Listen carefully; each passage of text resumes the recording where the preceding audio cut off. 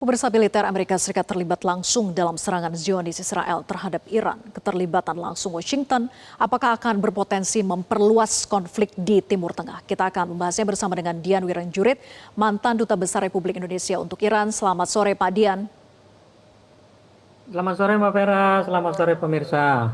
Ya, Pak Dian, apakah ini pertanda Pak bahwa perang dunia di depan mata dengan serangan balasan Iran yang bertubi-tubi yang justru menyasar ke negara kawasan seperti Bahrain, Qatar, Kuwait, dan Uni Emirat Arab, terbaru juga Yordania dan Irak? Terima kasih Mbak Vera. Kalau ditanya apakah akan menjadi perang dunia ketiga, saya yakin tidak akan. Yang terjadi adalah coba kita perhatikan perang yang bulan Juni 12 hari itu saling uji coba persenjataan masing-masing. Ternyata Israel yang memulai dulu dibantu Amerika bisa ditangkal dan dibalas oleh Iran. Artinya apa? Iran punya kemampuan membalas. Iran tidak memulai. Yang sekarang pun yang seperti itu polanya. Bayangkan Mbak, di saat ketika mereka Amerika, apalagi yang namanya Trump itu bilang perjanjian di Jenewa lagi berlangsung, dan walaupun tersendat tetapi masih terbuka peluang untuk menjadikan terobosan. Ternyata Israel dan Amerika sama-sama menyerang. Artinya apa sih semua ini? Apalagi di tengah-tengah bulan Ramadan yang sangat suci dan di Iran sangat di apa namanya dilaksanakan ibadah-ibadah Ramadan ini. Di tengah-tengah itu semua Iran diserang. Artinya apa? Yang namanya Trump dan Netanyahu ini memang sudah sangat apa ya? Sudah sangat kehilangan akal, mungkin sudah sakit jiwa ya. Nggak mempertimbangkan aspek yang lebih besar. Sekarang saja Iran sudah bisa berbuat lebih daripada perang yang sebelumnya. Pangkalan-pangkalan Amerika Serikat sudah mulai diserang. Artinya apa sih? Sah-sah saja sebagai apa namanya alasan bela diri, Iran menyerang pangkalan-pangkalan Amerika itu. Karena dari sanalah berasal alat-alat militer Iran yang bisa mengirimkan rudal. Seperti yang terjadi di perang sebelumnya dari lapangan terbang pangkalan udara Amerika di Qatar, disitulah pesawat-pesawat terbang Amerika apa namanya diluncurkan, dikirim dengan membawa bom yang kemudian juga membantu serangan Israel dengan mengisi bahan bakar di atas udara menyerang Iran. Jadi sudah jelas terbukti bahwa pangkalan-pangkalan Amerika di Timur Tengah itu pasti diberdayakan untuk melakukan serangan kali ini. Jadi tidak heran kalau Iran juga menyiapkan dari sebelumnya rudal-rudalnya ke pangkalan-pangkalan di kawasan yang tadi disebut.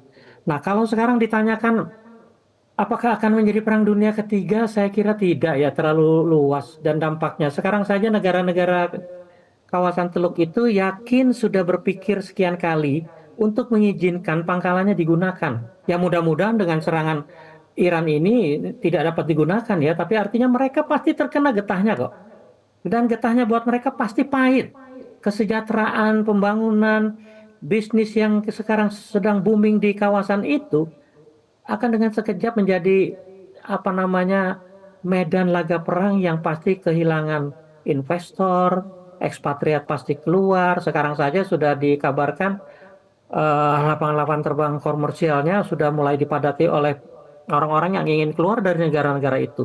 Perang dunia ketiga belum akan terjadi, tapi balasan Iran pasti akan lebih luas dari yang sebelumnya.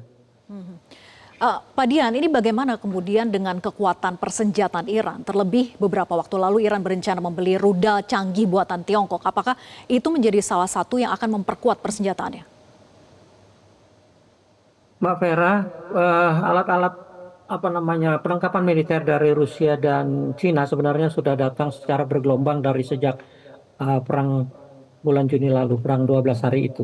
Nah, sekarang sudah waktunya alat-alat itu sudah siap digunakan. Buat saya itu yang akan menjadikan perang kali ini akan lain dari perang sebelumnya. Karena ketika itu saja Iran dengan kemampuan persenjataan yang hanya mereka miliki dan mereka buat sendiri, kini mereka sudah dilengkapi dengan senjata bantuan yang jauh lebih lebih banyak, lebih masif, dan juga kemampuannya banyak yang lebih bagus dari senjata sebelumnya. Artinya apa? Ya sekarang Iran tinggal menggunakan semua itu kok, sudah ada di tangannya kok. Kalau tidak digunakan ya buat apa dia dibeli, didatangkan dari Rusia dan Cina.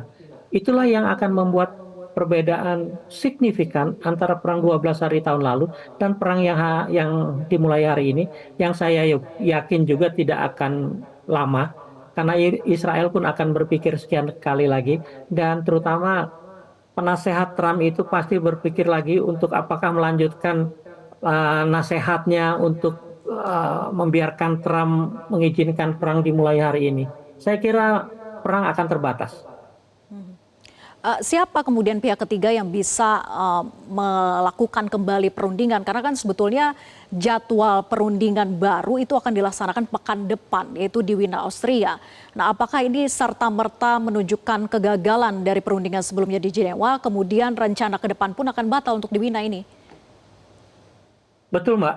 Otomatis dengan serangan ini perundingan Jenewa pasti terhenti. Dan kapan dimulai belum tahu lagi. Tapi yang pasti diplomasi tidak berhenti. Karena negara-negara kawasan Teluk pasti tidak akan membiarkan perang ini berlarut-larut karena mereka sudah akan merasakan getahnya sekarang-sekarang ini. Artinya apa?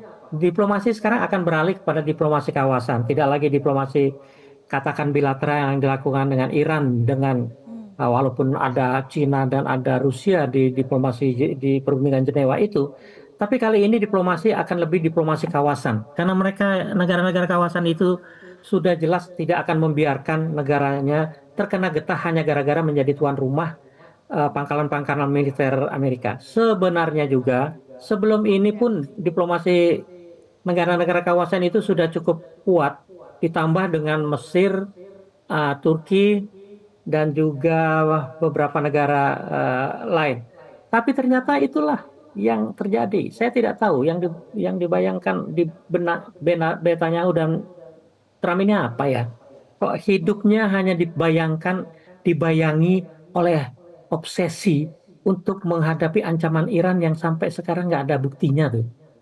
Bahkan sekarang kalau mau dikaitkan nanti mungkin ada kaitan ditanyakan kaitannya dengan BOP, ingin menjadi pendamai dunia tapi memulai perang, ingin menjadi penerima Nobel perdamaian yang diminta dari pemenang Nobel perdamaian yang dari Venezuela itu sekarang mempromosikan perang. Saya nggak tahu juga maunya apa Trump ini. Ya, Pak Dian, walaupun tadi Anda katakan bahwa ada pihak ketiga yang nantinya juga akan menengahi begitu ya dalam perundingan yang harusnya bisa terjadi karena akan merugikan mereka untuk kawasan Timur Tengah. Tapi apa sih sebetulnya yang diinginkan oleh Amerika Serikat dari perang ini? Karena walaupun nanti akan ada perundingan, pasti juga Amerika Serikat menawarkan hal-hal yang menjadi keinginan mereka. Apakah salah satu tujuannya ini untuk menjatuhkan rezim Ayatollah Said Ali Khamenei? Mbak, kita kan sudah melihat bahwa di bawah rezim monarki yang terjadi adalah penindasan terhadap rakyat. Rakyat berontak menjadikan Iran, revolusi Iran menjadikan Iran menjadi negara Islam Iran. Buat saya negara Islam Iran yang masih berusia 47 tahun ini sudah membuktikan walaupun di bawah sanksi memberikan kesejahteraan bagi rakyat. Nah, kalau sekarang ditanya apa tujuan Amerika, buat saya Amerika sebenarnya bukan, kalaupun tujuannya buat buat di benak orang seperti Trump, siapapun yang memimpin Iran dan tidak mengikuti kemauannya pasti disikat. Nah, sekarang kebetulan rezim Islam Iran yang berkuasa dan itu yang jadi sasaran. Tapi siapapun yang di sana pasti tidak happy. Karena apa? Tujuan utamanya buat saya tetap lagi geopolitik itu saat ini masih bergantung kepada urusan minyak dan gas, urusan energi khususnya energi fosil yang berasal dari tambang. Nah, coba perhatikan kasus Venezuela yang menguasai, yang mempunyai cadangan paling besar di kawasan di dunia dan di kawasan selatan itu sudah ditundukkan. Di kawasan Timur Tengah, sebenarnya semua negara Timur Tengah punya potensi tambang yang luar biasa. Tetapi Iran termasuk yang satu yang paling besar dan belum berada di bawah pengaruhnya. Coba perhatikan peta. Iran itu satu-satunya negara Baik, Pak Dian. dikelilingi oleh negara sebagian besar Arab yang sudah dikuasai, termasuk di timur Iran ada Taliban, ada Pakistan, semua dikuasai oleh Amerika. Hanya Iran yang belum. Iran juga negara Baik, yang terima kasih, paling Mbak Dian. terkecil karena sanksi. Baik, sayang sekali durasi kita terbatas. Mbak Dian, kita lanjutkan diskusinya di kesempatan yang akan datang. Terima kasih atas analisanya. Selamat sore. Jelajahi cara baru mendapatkan informasi. Download Metro TV Extend sekarang.